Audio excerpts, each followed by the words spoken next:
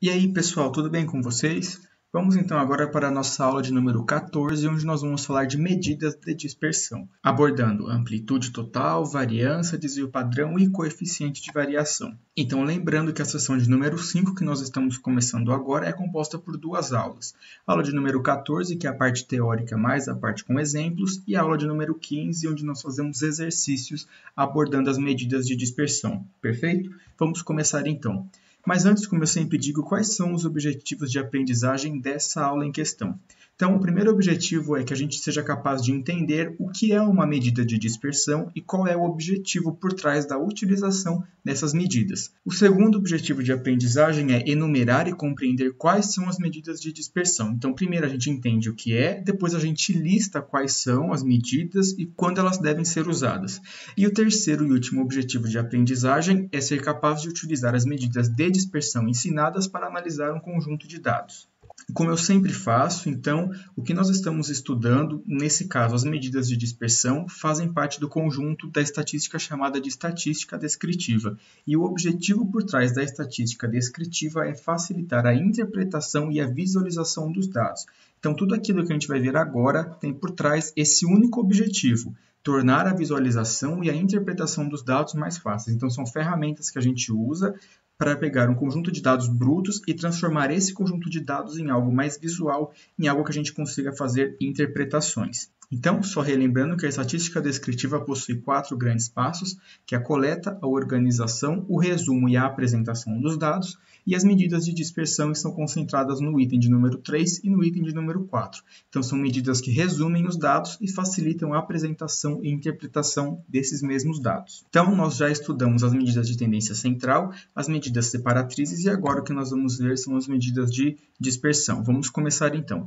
O que seria uma medida de dispersão? Então, uma medida de dispersão descreve a variação existente entre o conjunto de dados analisados. Então, imaginem que eu tenho um conjunto de dados que possui média igual a 10 e o valor máximo desse conjunto de dados é 12 e o valor mínimo desse conjunto de dados é 8. Então, vamos lá. O mínimo existente é 8, a média é 10 e o máximo existente é 12, tá bom?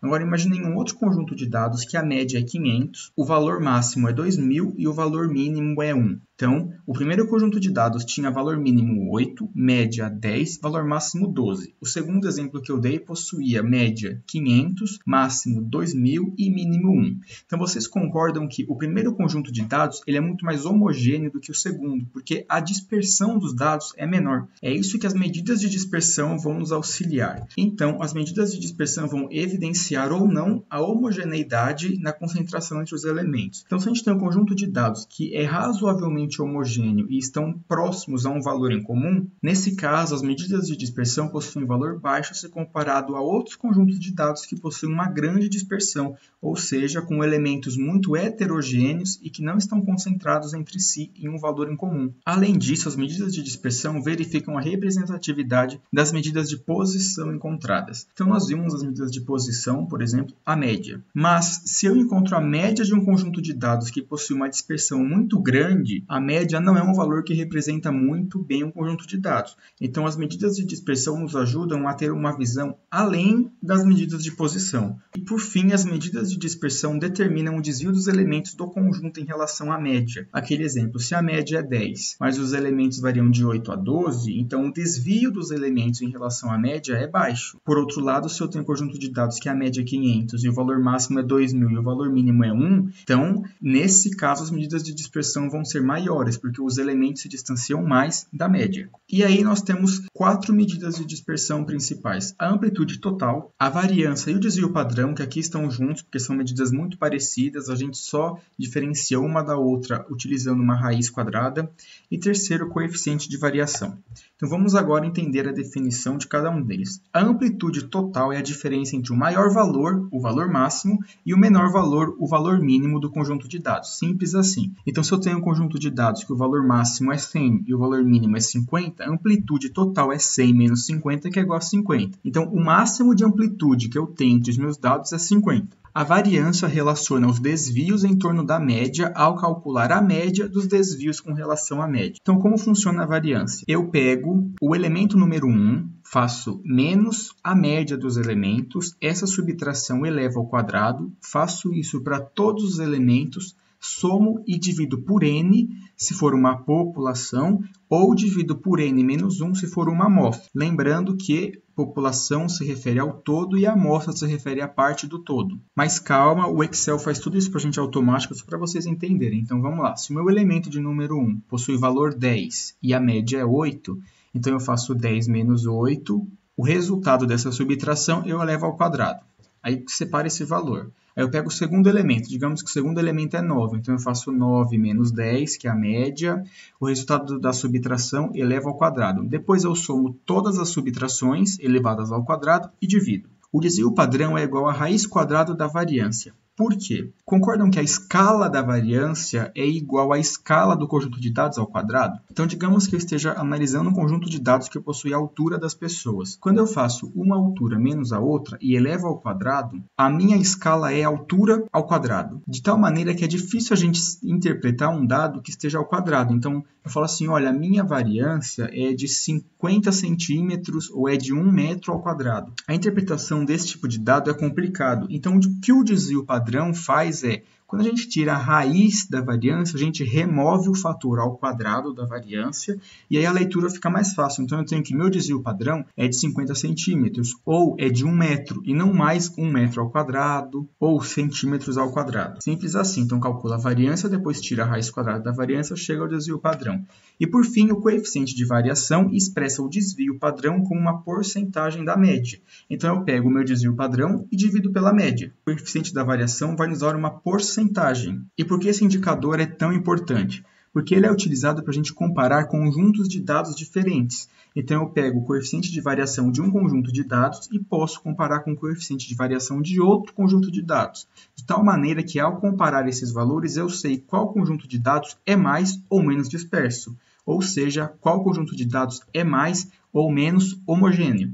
Edu, como a gente vai calcular essas medidas se a gente tiver dados divididos em classe, por exemplo? Como que eu encontro a amplitude total, ou como eu encontro a variância e desvio padrão, ou como eu calculo o coeficiente de variação? E aí, novamente, nós vamos usar aquela divisão que nós temos usado ao longo desse curso para facilitar o aprendizado, que é dividir em dados não agrupados, dados agrupados sem intervalo de classe e dados agrupados com intervalo de classe. Relembrando rapidamente, dados não agrupados são simplesmente rótulos de uma resposta. Os dados agrupados sem intervalo de classe são dados que o número de respostas possíveis é tão pequeno que cada resposta por si só já é um intervalo de classe. Por exemplo, o número de filhos. Então, a gente espera ter como resposta 0 filhos, 1 filho, 2 filhos, 3 filhos, talvez 5. 10, 15, 20, 30 filhos não são respostas plausíveis. Então, como o número de respostas é pequeno, cada resposta é, por si só, uma classe. E dados agrupados com intervalos de classes são, sim, agrupamentos. Por exemplo, então, idade entre 17 e 20 anos, eu estou agrupando as respostas 17, 18, 19 em uma única classe. Já a idade entre 20 e 24 anos, eu estou agrupando as respostas 20, 21, 22 e 23 em uma outra classe. Isso, sim, é um dado agrupado com intervalo de classe.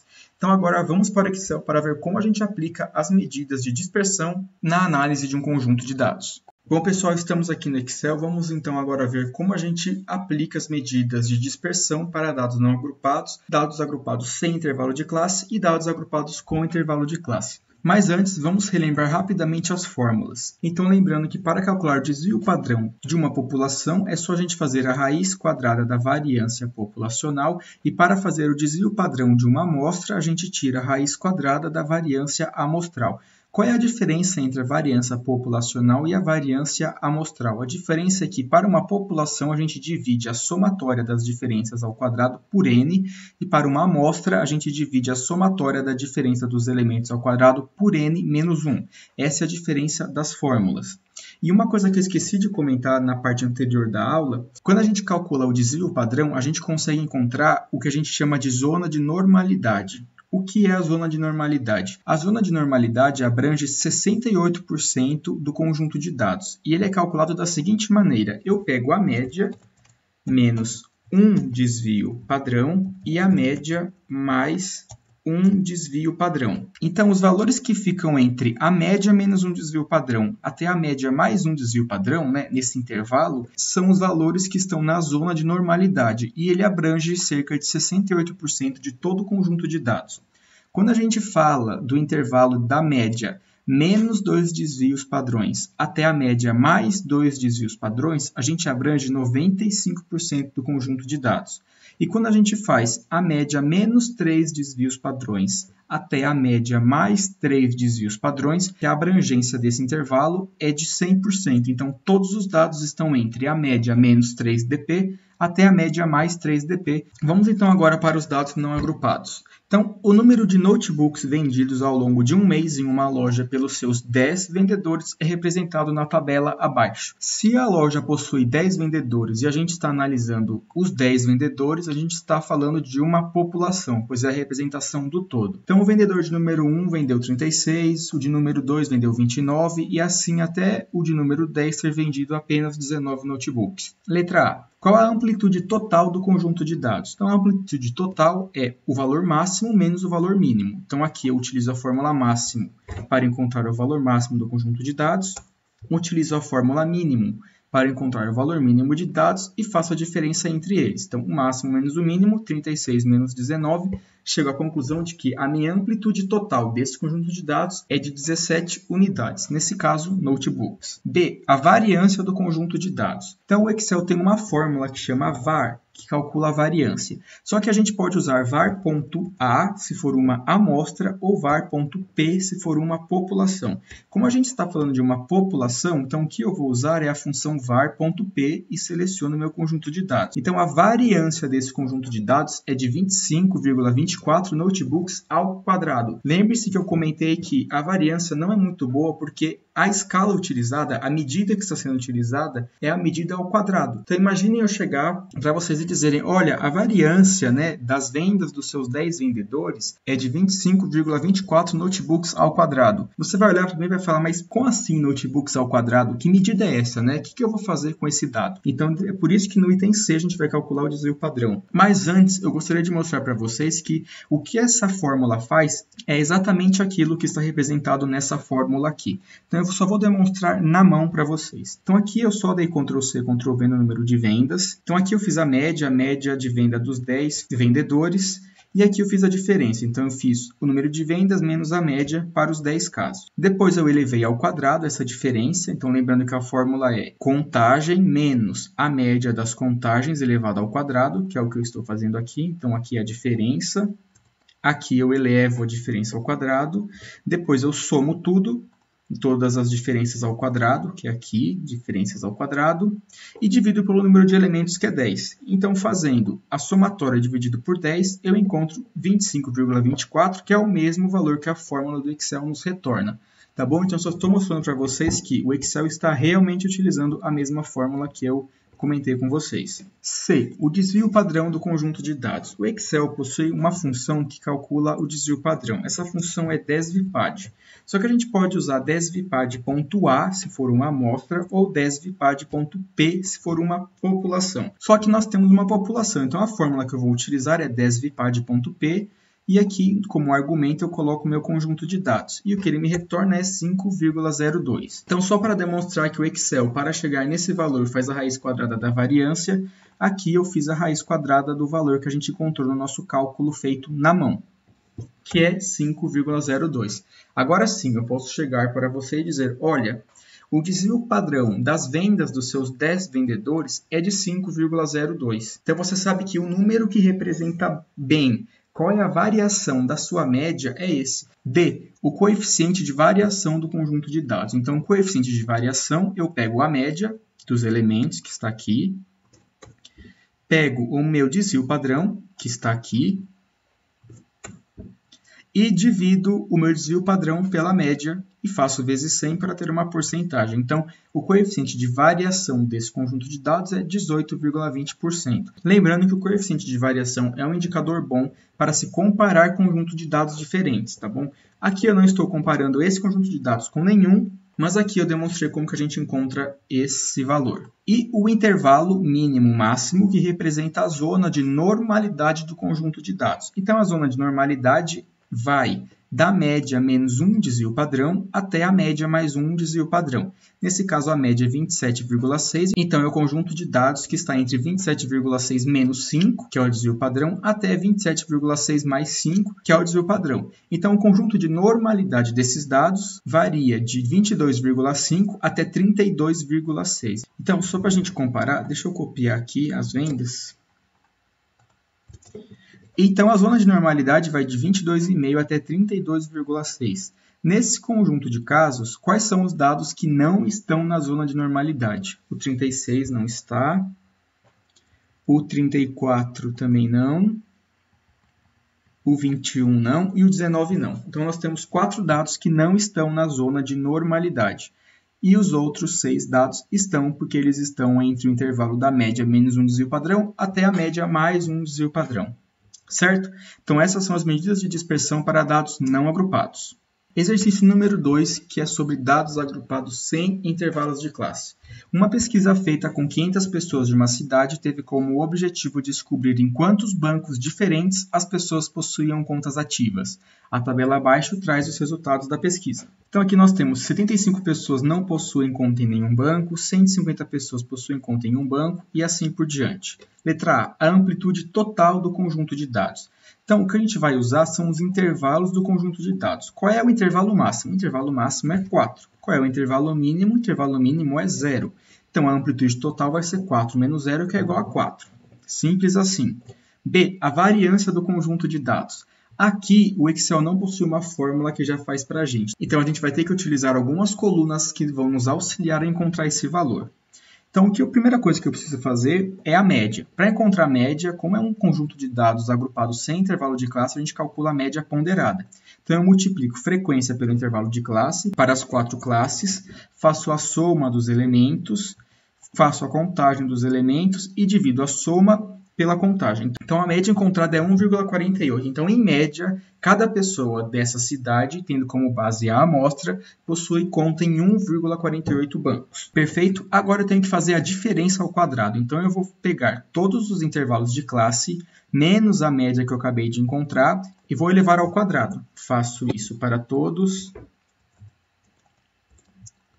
Depois que eu encontro, eu vou multiplicar esse resultado da diferença ao quadrado pela frequência. Então, 2,2 vezes 75, 34,3 vezes 150, e assim para todas as classes. Por fim, eu somo todos os elementos, encontro n-1. Por que n-1? Porque é uma amostra, não é uma população, e divido a soma por n-1. Então, a variância desse conjunto de dados é de 0,75 bancos ao quadrado. Lembrando que a variância está sempre na medida ao quadrado.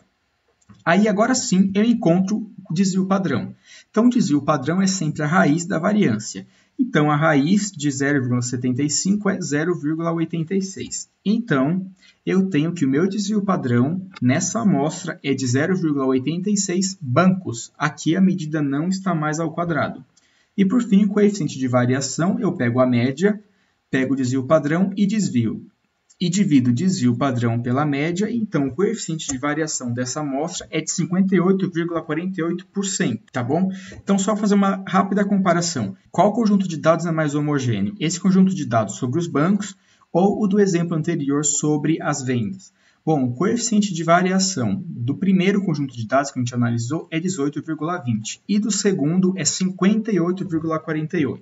Então, fica claro que esse conjunto de dados sobre os bancos é bem menos homogêneo, ou seja, é bem mais disperso do que o conjunto de dados das vendas que nós analisamos. E por fim, vamos ver agora como analisar as medidas de dispersão para um conjunto de dados agrupados com intervalo de classe.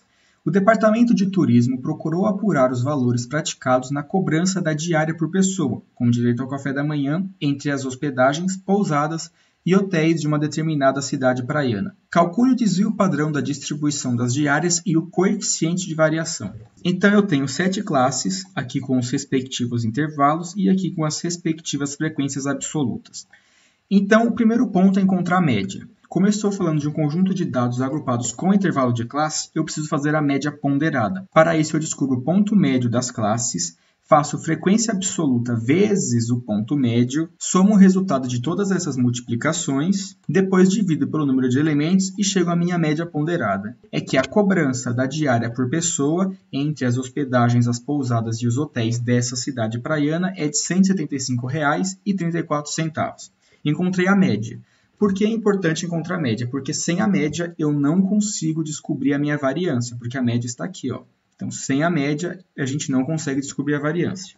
Descobrir a média, então agora eu faço a diferença de cada ponto médio e a média ao quadrado. Então, ponto médio menos média ao quadrado, ponto médio menos média ao quadrado e assim para todos. Por fim, eu multiplico pela frequência absoluta o valor encontrado da diferença ao quadrado. Então, aqui eu fiz 13.303,27 vezes 5... e assim para todas as demais classes. No fim, eu faço a soma de todas essas multiplicações, divido por n, porque nesse caso é uma população, faço o valor da soma dividido pela população e encontro a variância. Então, a minha variância é de R$ 3.737,51 ao quadrado. Essa medida não nos diz muita coisa, então o que a gente faz é o desvio padrão. Para encontrar o desvio padrão, eu faço a raiz da variância. Então, eu tenho que o meu desvio padrão é de R$ 61,14. E, por fim, a gente faz o coeficiente de variação, que é só dividir o desvio padrão pela média, e chego no valor de 34,9%. Então, dos nossos 3 casos, o conjunto de dados mais homogêneo é o das vendas dos vendedores de notebook, que é 18,20%. Depois é o preço cobrado pelas diárias, com 34,9%. E, por fim, é o nosso conjunto de dados dos bancos, que possui um coeficiente de variação de 58,48%. Bom, pessoal, então essa foi a aplicação das medidas de dispersão no Excel. É bem simples. O que só dá um pouco mais de trabalho é para dados agrupados, tanto sem intervalo de classe quanto com intervalo de classe, que a gente precisa fazer a média ponderada, depois fazer o ponto médio, se for necessário, fazer as multiplicações e tudo mais. Com isso, a gente fecha então a aula de número 14. Vejo vocês na próxima aula para fazer exercícios sobre esses assuntos. E como eu sempre digo, se você gostou desse vídeo, achou o conteúdo bacana, se inscreve no canal, curte o vídeo, pois assim o YouTube entende que o nosso conteúdo é bacana e divulga para mais pessoas. Até mais!